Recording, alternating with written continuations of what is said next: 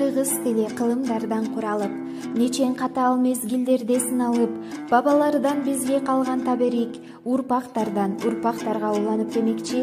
Саламатсыңарбы сүйүктүү окуучуларым? Силер менен кайрадан мен Сааналы кызы Бактыгөл. Баарыңарды бүгүнкү 23 сентябрь мамлекеттик тилибиз кыргыз тилинин 31 жылдык мааракеси менен чын жүрөктөн куттуктаймын. Жана ошондой эле эне тил тагдыры, эл тагдыры деген темадагы тарбиялык саатыбызды баштайбыз. Сабагыбыздын максаты бүгүн силер улутубуздун жан дүйнөсү болгон тилибизди сактоого, аны сүйүүгө жана өнүктүрүүгө тарбияланасыңар. Жан дүйнөңөрдөгү патриоттулук сезимиңерди ойготуп, өлкөбүздү көздүн карегиндей сактоого аракет кылууну үйрөнөсүңөр. Анда балдар, бүгүнкү сабагыбызды Кытай элинин улуу данышманы Конфуцийдин тил жөнүндө айткан маанилүү сөзү менен баштагым келип турат. Бир күнү Конфуцийден жанындагылар мындай деп сурашыптыр: эгер сиз өлкөнүн башчысы болсоңуз, эң биринчи эмне кылар элеңиз? Улуу философ мындайча жооп бериптир: албетте, эң биринчи тилге маани берип, аны оңдоо менен ишти баштамакмын. Бул жоопту уккан элдин баары таң калып, аны карап калышат.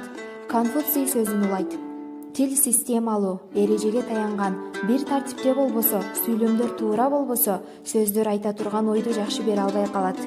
Ой жакшы, таамай түшүндүрүлбөсө, жасала турган иштер жасалбай, кээ бир жерлери кемтик бойдон калат.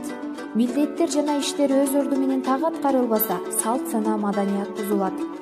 Салт бузулса, адилеттик болбой, башкага ооп кетет. Адилеттик бузулса, эл эмне кылаарын билбей калат. Анан бул иш эмне менен бүтөөрү да бүдөмүк болот.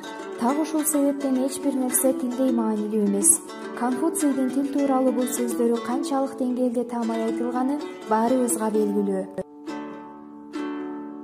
Мамлекеттик тил мамлекетте иш кагаздарын жана сот иштерин алып барууда, жалпы билим берүүчү орто мектептерде, атайын орто жана жогорку окуу жайларында окутууну жүргүзүүдө бир өлкөдө милдеттүү колдонулуучу тил.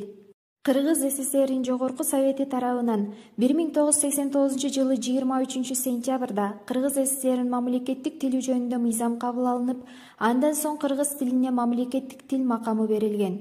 Бул мыйзам 2004 жылы Жогорку Кеңештин мыйзам чыгаруу жыйыны тарабынан жаңыланып, анда кыргыз тили мамлекеттик тил, ал эми орус тили расмий тил деп жарыяланган. Тилден түбөлүктүү, тилден артык өнөр жок.